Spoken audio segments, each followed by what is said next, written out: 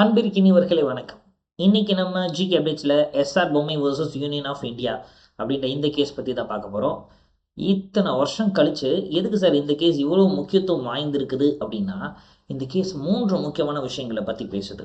மொதல் விஷயம், ஆளுநர் இருக்கிறார் இல்லையா, இந்த கவர்னருடைய டிஸ்கிரிஷனரி பவர்ஸ், அவருக்கான அதிகாரங்கள் என்னென்ன, அந்த அதிகார எல்லைகள் என்னென்ன அப்படின்றத இந்த கேஸ் சொல்லுது. ரெண்டாவது விஷயம், ஃப்ளோர் டெஸ்ட். மெஜாரிட்டி இல்லாத பட்சத்தில், அதாவது யாருக்குமே மெஜாரிட்டி இல்லை அப்படின்னா ஃப்ளோர் டெஸ்ட் நடத்தலாமா வேணாமா? அது என்னையா ஃப்ளோர் டெஸ்ட்டு? அதாவது சட்டசபையை கூப்பிட்டு சட்டசபையில் இந்த கவர்மெண்ட்டுக்கு ஆதரவு யாரெல்லாம் தெரிவிக்கிறீங்க, பெரும்பான்மை இருக்கா அப்படின்றத டெஸ்ட் பண்ணுறது தான் ஃப்ளோர் டெஸ்ட் அப்படின்னு சொல்கிறோம். இந்த ஃப்ளோர் டெஸ்ட் பற்றி இந்த கேஸ் நமக்கு சொல்லுது. ஃப்ளோர் டெஸ்ட் எப்பப்போ தேவை எப்பப்போ தேவையில்லை அப்படின்றத சொல்லுது. மூன்றாவது விஷயம், ஜுடிஷியல் ரிவ்யூ, நீதி புனரமைப்பு அப்படின்னு சொல்கிறோம், இல்லை நீதி புனராய்வு அப்படின்னு தமிழில் ரொம்ப அழகாக சொல்கிறாங்க. அந்த ஜுடிஷியல் ரிவ்யூ பற்றி பேசுது. அதனால் அந்த 3 விஷயங்களை பற்றி இந்த கேஸ் சொல்கிறதுனால தான் இந்த கேஸ் இப்போ நம்ம பார்க்குறோம். அது சரி சார், அது எதுக்கு இப்போ பார்க்குறோம் அப்படின்னா, தமிழ்நாட்டோட சட்டமன்ற தேர்தல் முடிஞ்சிருச்சு. அதில் மேஜிக் நம்பர் அப்படின்னு சொல்லக்கூடிய 118. அது ஏன் 118 அப்படின்னா, தமிழ்நாட்டில் ஒட்டுமொத்தமாக இருக்கக்கூடிய தொகுதிகள் 234ங்க. சரிங்களா? அதில் பாதி எடுத்துக்கிட்டோன்னா 117 ப்ளஸ் ஒரு 1. சரிங்களா? ஸோ அப்போ இதுதான் மெஜாரிட்டி. இந்த மெஜாரிட்டி எந்த கட்சிக்குமே கிடைக்கல. அதனால தான் இப்போ இந்த கேஸை பற்றி பார்க்க போகிறோம். சரி சார், மெஜாரிட்டி தான் கிடைக்கலையே, கிடைக்கல, அப்போது என்ன பண்ணுவாங்க அதையும் இந்த கேஸ் சொல்லுது. சரிங்களா? எஸ், இப்போ தமிழ்நாடு அரசியல் வரலாற்றில் என்ன ஆகுது அப்படின்னா, யாருக்குமே மெஜாரிட்டி கிடைக்கல. இப்போ மெஜாரிட்டி கிடைக்கலனா அதை நம்ம ஹங் அசம்பிளி அப்படின்னு சொல்லுவாங்க. அது என்ன ஹங் அசம்பிளி? தொங்கு சட்டமன்றம் அப்படின்னு சொல்கிறாங்க. அப்போ யாருக்குமே மெஜாரிட்டி இல்லாதப்போ பல்வேறு கட்சிகளை ஒன்றா சேர்த்து நான் ஆட்சி அமைக்கணும். அப்படி ஆட்சி அமைக்கிறதுனால ஒழுங்காக ரூல் பண்ண முடியாது. எல்லாருக்கும் ஏற்ற மாதிரி கொஞ்சம் வளைவு நெளிவுகளோடு இருக்க மாதிரி இருக்கும். சரி, இதனால தான் அது நம்ம ஹங் அசம்பிளி அப்படின்னு சொல்கிறோம்.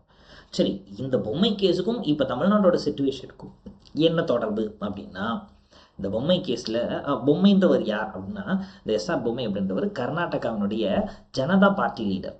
அப்போ 1989 என்ன ஆகுது அப்படின்னா, இந்த எஸ்ஆர் பொம்மை இவர் சீஃப் மினிஸ்டர் பதவி ஏற்கிறாரு. பதவி ஏற்றதுக்கப்புறம் கிட்டத்தட்ட அவருக்கு ஆதரவாக இருந்த ஒரு சில எம்எல்ஏக்கள் அவருக்கு ஆப்போனண்ட்டாக மாறிடுறாங்க. 2 டீமாக பிரிஞ்சுது ஜனதா பார்ட்டி.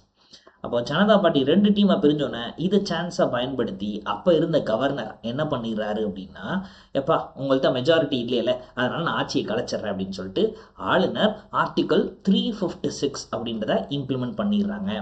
அது என்ன ஆர்டிக்கல் 356? இதை தமிழில் மாநில நெருக்கடி நிலை அப்படின்னு சொல்கிறோம். அப்படி இல்லைன்னா பிரசிடென்ட்ஸ் ரூல், ஜனாதிபதி ஆட்சி அப்படின்னு சொல்கிறாங்க. யாருக்குமே மெஜாரிட்டி இல்லாத பட்சத்தில் ஆளுநர் என்ன பண்ணிடுவார்னா, குடியரசுத் தலைவருக்கு லெட்டர் போட்டுருவார், எங்கள் யாருக்குமே மெஜாரிட்டி இல்லை, அதனால் ஒரு 6 மாதம் நீங்கள் ரூல் பண்ணுங்க அப்படின்னு சொல்லி எமர்ஜென்சின்னு அனௌன்ஸ் பண்ணிடுவாங்க. குடியரசுத் தலைவர் ஆட்சி பண்ணுவாங்க. அதுக்கப்புறம் திரும்ப ரீஎலெக்ஷன் வச்சு அதுக்கப்புறம் மெஜாரிட்டி யாருக்கு வருதோ அவங்க ரூல் பண்ணுவாங்க. சரி, ஸோ இப்போது இந்த எஸ்ஆர் பொம்மை என்ன பண்ணுறாருன்னா, எனக்கு மெஜாரிட்டி இல்லை, நீங்கள் எப்படி முடிவு பண்ணலாம்? அப்போ ஒரு சில எம்எல்ஏக்கள் என்னை விட்டு போயிட்டாங்க, ஓகே, அவங்க திரும்ப என்கிட்ட வந்துடுவாங்க, நாங்களாம் உங்களை டீல் பண்ணிக்கிறேன், நீங்கள் எனக்கு மெஜாரிட்டி இருக்கா இல்லையான்ற டெஸ்ட் பண்ணுறதுக்கு ஃப்ளோ டெஸ்ட்டுக்கு அலோவ் பண்ணுங்க அப்படின்னு சொல்லி எஸ்ஆர் பொம்மை கேட்குறாரு. ஆனால் கவர்னர் என்ன பண்ணுறாருன்னா, இந்த ஃப்ளோ டெஸ்ட்டுக்கு அலோவ் பண்ண முடியாது அப்படின்னு சொல்லி ஆட்சியை கலைச்சிடுறாரு. அப்போ ஆளுநர் நினச்சா என்னன்னாலும் செய்யலாமா சார்? ஆமாம். அப்போ ஆளுநருடைய டிஸ்கிரிஷனரி பவர் என்ன? இங்கே பாருங்கள், இந்த ஆளுநர் சாதாரண போஸ்ட் மாதிரி தெரியும். எப்போ அப்படின்னா, மக்களால் தேர்ந்தெடுத்து மெஜாரிட்டி அப்படின்றது கிடச்சிருச்சுன்னா, அப்போது இந்த மெஜாரிட்டி கிடச்சிருச்சுன்னா எந்த கட்சி மெஜாரிட்டி ஜெயிச்சிருக்காங்களோ அவங்க யாரை கை காட்டுகிறார்களோ அவங்களுக்கு தான் ஆளுநர் பதவி பிரமாணம் பண்ணி வைக்கலாம். ஆனால் இந்த மெஜாரிட்டி கிடைக்காதப்ப ஆளுநர் அவருடைய டிஸ்கிரிஷனரி பவர் அப்படின்னு சொல்கிறோம். அப்போ அந்த டிஸ்கிரிஷனரி பவரின் மூலமாக யாரை வேண்டுமானாலும் சீஃப் மினிஸ்டர் பதவி பிரமாணம் பண்ணி வச்சிடலாம். என்ன சார், கேட்குறதுக்கே வித்தியாசமாக இருக்கே, இப்படிலாம் நடக்குமா? நடந்திருக்கு. எப்போ நடந்துச்சு? ஒரு 20 வருஷத்துக்கு முன்னாடியா? இல்லை, 10 வருஷத்துக்கு முன்னாடி நடந்தது. என்ன சார் சொல்கிறீங்க? அப்படியா? ஆமாம். 2017 வருஷம் கோவாவில் சட்டமன்ற தேர்தல் நடந்தது. சரிங்களா? ஸோ இந்த கோவாவில் பார்த்தீங்கன்னா ஒட்டு மொத்தமாக 40 சீட்ஸ் தான் இருக்குது. அப்போ 40 சீட்ஸ்னால் அங்கே மெஜாரிட்டிக்கு நமக்கு எவ்வளோ தேவை? 20+1 21 இல்லையா? எஸ், இந்த கோவா எலெக்ஷன்ஸில் ரிசல்ட் எடுத்து பார்த்தோம் அப்படின்னா இதில் காங்கிரஸ் கிட்டத்தட்ட 17 சீட்ஸ் ஜெயிச்சிருக்காங்க. பிஜேபி இதில் 13 சீட்ஸ் ஜெயிச்சிருக்கிறாங்க. சரிங்களா? இது போக தேசியவாத காங்கிரஸ் சொல்கிறோம், நேஷ்னலிஸ்ட் காங்கிரஸ் பார்ட்டி, இவங்க ஒரு ஒன்று ஜெயிச்சிருக்காங்க. இது மகாராஷ்டிரா பார்ட்டி ஒன்று இருக்காங்க. ஸோ மகாராஷ்டிரா கோவாக்கான ஒரு ஸ்டேட் பார்ட்டி, அவங்க 3 ஜெயிச்சிருக்காங்க. இன்னும் ஒரு ஸ்டேட் பார்ட்டி ஒரு 3 ஜெயிச்சிருக்கிறாங்க. இண்டிபெண்ட் சுயேட்சையாக இருக்கக்கூடியவங்க ஒரு 3 பேர் ஜெயிச்சிருக்கிறாங்க. இதுதான் ரிசல்ட். அப்போ யோசிச்சு பாருங்க, மெஜாரிட்டி யாருக்குமே கிடைக்கல. 21 தான் மெஜாரிட்டி, கிடைக்கவே இல்லை. அப்போது தனியாக பெரும்பான்மையாக இருக்கக்கூடிய கட்சி யார்? காங்கிரஸ். இந்த காங்கிரஸும் நேஷனலிஸ்ட் காங்கிரஸ் பார்ட்டியும் கூட்டணி. அப்போ ஆக மட்டும் 18 வந்துருச்சு இல்லையா? இப்போ கவர்னர் என்ன பண்ணியிருக்கணும்? அப்போ மெஜாரிட்டி இல்லை, ஆனால் பக்கத்தில் இருக்கக்கூடிய காங்கிரஸ் அவங்க கூட்டணி, அதை யூபிஏ கூட்டணின்னு சொல்கிறோம். சரிங்களா? அந்த யூபிஏ கூட்டணிக்கு தானே நீங்கள் வாங்க கவர்மெண்ட் ஃபார்ம் பண்ணுங்க அப்படின்னு சொல்லணும். அப்போது கவர்னர் அந்த மிருதுலா சின்ஹா. யார் சார் இந்த மிருதுலா சின்ஹா அப்படின்னா, இந்த மிருதுலா சின்ஹா தான் கோவாவினுடைய ஃபஸ்ட்டு விமன் கவர்னர். சரிங்களா? இந்த மிருதுலா சின்ஹா என்ன பண்ணிடுறாங்க? பிஜேபியை கூப்பிடுறாங்க. அப்போ இதுவே பெரிய பேசு பொருள் ஆயிடுச்சு. என்ன ஆகுது அப்படின்னா, எங்கள் மெஜாரிட்டி 21னா கிட்டத்தட்ட பக்கத்தில் இருக்கக்கூடிய காங்கிரஸை கூப்பிடாம நீங்கள் எப்படி செகண்ட் லார்ஜஸ்ட் பார்ட்டி கூப்பிடலாம்? அப்போ தான் என்ன சொல்லிடுது கோர்ட்னா, கவர்னருக்கு இந்த டிஸ்கிரிஷனரி பவர் இருக்குது. மெஜாரிட்டி இருக்கிற பட்சத்தில் கவர்னர் யார் என்ன சொல்கிறாங்களோ அது மெஜாரிட்டி பார்ட்டியை சொல்கிறத அப்படியே கேட்கணும். அதே நேரத்தில் மெஜாரிட்டி இல்லாத பட்சத்தில் கவர்னர் தன்னிச்சையாக முடிவு பண்ணிக்கலாம் அப்படின்னு சொல்லிடுறாங்க. ஸோ அப்படி சொல்லி இந்த பிஜேபியை அவங்க வந்து ஆட்சி அமைக்க கூப்பிடுறாங்க. ஸோ இப்போ பிஜேபியில் பார்த்தீங்கன்னா மனோகர் பாரிக்கர், இவர் வந்து சென்ட்ரல் மினிஸ்டராக இருந்தாங்க. இந்த மனோகர் பாரிக்கர் அப்படின்றவங்க இப்போ ஹீ இஸ் நோ மோர், இப்போ கிடையாது அவர். பட் இவர் வந்து சென்ட்ரல் மினிஸ்டராக இருந்தாங்க. ஸோ இப்போ சென்ட்ரல் மினிஸ்டர் அந்த மனோகர் பாரிக்கர் சென்ட்ரல் மினிஸ்டர் பதவியை ரிசைன் பண்ணிவிட்டு கோவாவுடைய சீஃப் மினிஸ்டர் வந்து பதவி ஏற்றுக்கிறாங்க. பதவி ஏற்றுட்டு ஃப்ளோ டெஸ்ட் வைக்கிறாங்க. ஃப்ளோ டெஸ்ட்டில் இவங்க பிஜேபி மற்ற இவங்க எல்லாரோடையும் கூட்டணிக்கு பேசிக்கிறாங்க. சரிங்களா? ஏன்னா சீஃப் மினிஸ்டர் ஆனதுக்கப்புறம் கூட்டணி பேச்சுவார்த்தை ஈஸி, நல்லா புரிஞ்சுக்கணும். அப்போ எங்கேயுமே தமிழ்நாட்டிலையுமே சீஃப் மினிஸ்டராக பதவி பிரமாணம் பண்ணி வச்சுட்டா சீஃப் மினிஸ்டர் ஆனதுக்கப்புறம் ஈஸியாக கூட்டணி பேச்சுவார்த்தை பேசிக்கலாம். ஆனால் சீஃப் மினிஸ்டர் பதவி ஏற்கிறதுக்கு முன்னாடி கூட்டணி பேச்சுவார்த்தையில் ஒரு இழுபறி நீடிக்கும். சரிங்களா? அப்போ ஆளுநர் அவருடைய டிஸ்கிரிஷனரி பவர் மூலமாக இந்த மாதிரி செயல்படலாமா அப்படின்றத எஸ்ஆர் பொம்மை கேஸு ஸ்டாப் பண்ணுது. எப்படி ஸ்டாப் பண்ணுது அப்படின்னா, அப்போது ஆளுநர் அவர் பாட்டுக்கு அவர் இஷ்டத்துக்கு முடிவு பண்ணுறாருல சார், இதை கோர்ட்டில் கேஸ் போட்டு கேட்க முடியாதா? இதுவரை கேட்க முடியாது அப்படின்னு தான் இருந்தது. ஆனால் இந்த எஸ்ஆர் பொம்மை கேஸ், இந்த கேஸை ஏன் இவ்வளோ பெருசாக பேசுகிறோம் அப்படின்னா, இது கான்ஸ்டியூஷனே சேலஞ்ச் பண்ணுற மாதிரி இருந்தது. அப்போ இந்த எஸ்ஆர் பொம்மை கேஸை கான்ஸ்டியூஷனல் பெஞ்ச் அப்படின்னு சொல்கிறாங்க. சுப்ரீம் கோர்ட்டோட வேலையை தானே, ஏன்னா அந்த கான்ஸ்டியூஷனை பாதுகாக்கிறது சுப்ரீம் கோர்ட்டோட முக்கியமான வேலை இல்லையா? அப்போ அந்த கான்ஸ்டியூஷன் பெஞ்சில் கிட்டத்தட்ட 9 ஜட்ஜஸ் விசாரிக்கிறாங்க. 9 ஜட்ஜஸ் பெஞ்ச் அப்படின்னு சொல்கிறோம். 9 பேர் உட்காந்து விசாரிக்கிறாங்க ஒட்டு மொத்தமாக. ஸோ அப்படி தான் அந்த ஜட்ஜ்மெண்ட்டே கொடுக்குறாங்க. 1994 ஜட்ஜ்மெண்ட் வெளியிடப்படுகிறது. ஸோ அதில் அவங்க என்ன சொல்லிடுறாங்க அப்படின்னா, கவர்னர் இருக்கிறார் இல்லையா, இந்த கவர்னருடைய டிஸ்கிரிஷனரி பவரை கோர்ட் நினச்சது அப்படின்னா ரிவ்யூ பண்ணலாம். ஆளுநர் அரசியலமைப்பின்படி தான் செயல்படுறாரா அப்படின்றதை கோர்ட் வந்து செக் பண்ணலாம் அப்படின்னு இந்த கேஸ் சொல்லுது. ஏன் சார் அப்படின்னா, இந்த ஆளுநர் இருக்கிறார் இல்லையா, இவர் தான் constitutional head of the state அப்படின்னு சொல்கிறோம். அது என்ன கான்ஸ்டிடியூஷனல் ஹெட்டு?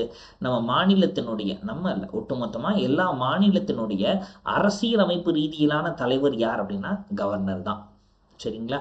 அப்போது அரசியலமைப்பு தலைவராக இருக்கக்கூடிய ஆளுநரை அரசியலமைப்பின்படி செயல்படுறாரா அப்படின்றத கோர்ட்டு செக் பண்ணலாம். இது இந்த பொம்மை கேஸ் மூலமாக ஜுடிஷியல் ரிவ்யூ பண்ணலாம் அப்படின்னு சொல்லிடுறாங்க. சரிங்களா? ஓகேங்க. ஸோ இப்போ ஒருவேளை ஆளுநர் இந்த மெஜாரிட்டி இல்லைன்னா என்ன சார் பண்ணலாம்?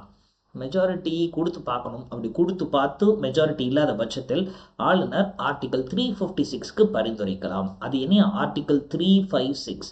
இதைத்தான் நம்ம பிரசிடென்ட்ஸ் ரூல்னு சொன்னோம் இல்லைங்களா, மாநில நெருக்கடி நிலை. இந்த பிரசிடென்ட்ஸ் ரூல்ஸ்க்கு ஆளுநர் பரிந்துரைக்கலாம். சரிங்களா? அப்போ தமிழ்நாட்டோட க்ரைட்டீரியா என்ன சார் இருக்குது? அப்போ தமிழ்நாட்டில் அப்போது 108 சீட்ஸ் இருக்கக்கூடிய தாவேகா போய் ஆளுநர்கிட்ட கேட்குறாங்க, நாங்கள் ஆட்சி அமைக்கணும் அப்படின்னு. ஸோ இப்போ ஒருவேளை மெஜாரிட்டியே இல்லை, ஏன்னா இங்கே நமக்கு 118 தான் இருக்குது மெஜாரிட்டிக்கு தேவை. ஆனால் நம்மள்ட்ட வெறும் 108 தான் தாவேக்கால இருக்கிறாங்க. ப்ளஸ் காங்கிரஸ் வந்து நாங்கள் ஆதரவு தெரிவிக்கணும்னு சொல்லியிருக்காங்க. ஆக மொத்தம் 113 இருக்குது. இந்த 113 பார்த்தீங்கன்னா இதில் தாவைக்க தலைவர் நம்ம தளபதி என்ன பண்ணியிருக்காருன்னா 2 தொகுதியில் இருந்திருக்கிறார். ஸோ ஒன்று பெரம்பூரில் இருந்திருக்கிறாங்க, இன்னொன்று திருச்சியில் இருந்திருக்கிறாங்க இல்லையா? ஸோ திருச்சி ஈஸ்ட், இப்போ இது ரெண்டில் ஏதாவது ஒன்றை வந்து அவங்க ரிசைன் பண்ணணும். அப்போ திருச்சி ஈஸ்ட்டை ரிசைன் பண்ணாங்கன்னு வச்சுக்கோமே, அப்போ ஆல்ரெடி ஒன்று கேன்சல் ஆயிரும். ஸோ இப்போ 113 112 மாறிடும். கரெக்டாக? அப்போ இன்னும் எக்ஸ்ட்ரா நமக்கு 6 பேர் தேவை. அப்போது ஆளுநர் என்ன பண்ணுறாருன்னா, எப்பா நீங்கள் வந்து மெஜாரிட்டி இல்லைல்ல, மெஜாரிட்டி என்கிட்ட வந்து ப்ரூவ் பண்ணுங்கள், 118 எம்எல்ஏட்ட கையெழுத்து வாங்கிட்டு வாங்க, அதுக்கப்புறம் நான் பதவி பிரமாணம் பண்ணி வைக்கிறேன் அப்படின்னு சொல்கிறாங்க. சரிங்களா? அப்போது இவங்க என்ன பண்ணுறாங்க, தாவேகா தரப்புலேருந்து என்ன சொல்கிறாங்க, ஏங்க அவங்களுக்கு அதெல்லாம் மெஜாரிட்டி இல்லாத பட்சத்தில் நாங்கள் தான் 112 பேர் இருக்கோம்ல, 6 தானே எங்களுக்கு தேவை, எங்களுக்கு நீங்கள் பதவி பிரமாணம் பண்ணி வச்சுருங்க, சீஃப் மினிஸ்டர் ஆக்கிடுங்க. நீங்கள் சீஃப் மினிஸ்டர் ஆக்கினதுக்கப்புறம் 14 டேஸ், அதாவது 14 நாட்கள் டைம் கொடுங்க. 14 டேஸ்க்குள்ளே நாங்கள் ஃப்ளோர் டெஸ்ட்டில், சரிங்களா, அப்போது ஃப்ளோர் டெஸ்ட் எங்கே நடக்கும், சட்டசபையில் நடக்கும். இந்த ஃப்ளோர் டெஸ்ட்டில் நாங்கள் மெஜாரிட்டி ப்ரூவ் பண்ணுறோம். அப்படி மெஜாரிட்டி இல்லைன்னா நீங்கள் என்ன நாள் பண்ணிக்கோங்க அப்படின்னு சொல்கிறாங்க. இது பாசிபிளா? எஸ், நான் ஆல்ரெடி சொன்னேன்ல கோவாவில். அப்போது ஆளுநர் நினச்சாரு அப்படின்னா பதவி பிரமாணம் பண்ணி வச்சுட்டு அதுக்கப்புறம் 14 டேஸ்க்குள்ளே நீங்கள் உங்கள் மெஜாரிட்டியை ப்ரூவ் பண்ணுங்கள், 118 எம்எல்ஏக்கள் கையெழுத்து போடணும், 14 டேஸ்க்குள்ளே எனக்கு சொல்லுங்கள் அப்படின்னு சொல்லலாம். ஆனால் ஆளுநர் சொல்லலை. சரிங்களா? அப்படி சொல்லலை அப்படின்றதுனால தான் இவங்க எஸ்ஆர் பொம்மை கேஸை மேற்கோள் காட்டி சுப்ரீம் கோர்ட்டை நாடலாம் அப்படின்னு முடிவு பண்ணியிருக்கிறாங்க. சரி, எக்ஸாம் பாயிண்ட் ஆஃப் வியூவில் நமக்கு இது எல்லா டேட்டாஸுமே முக்கியம் தான். இதில் இருக்கக்கூடிய சின்ன சின்ன டேட்டாஸ்லேருந்து கூட நமக்கு கொஸ்டின்ஸாக கேட்கலாம். ஸோ மீண்டுமாக வேறொரு பதிவில் சூப்பராக சந்திக்கலாம். தொடர்ந்து இணைந்திருங்கள். ஒருவேளை இன்னும் நீங்கள் நம்ம சேனலை சப்ஸ்கிரைப் பண்ணலன்னா சப்ஸ்கிரைப் பண்ணிக்கோங்க. See you all in the next video. Thank you.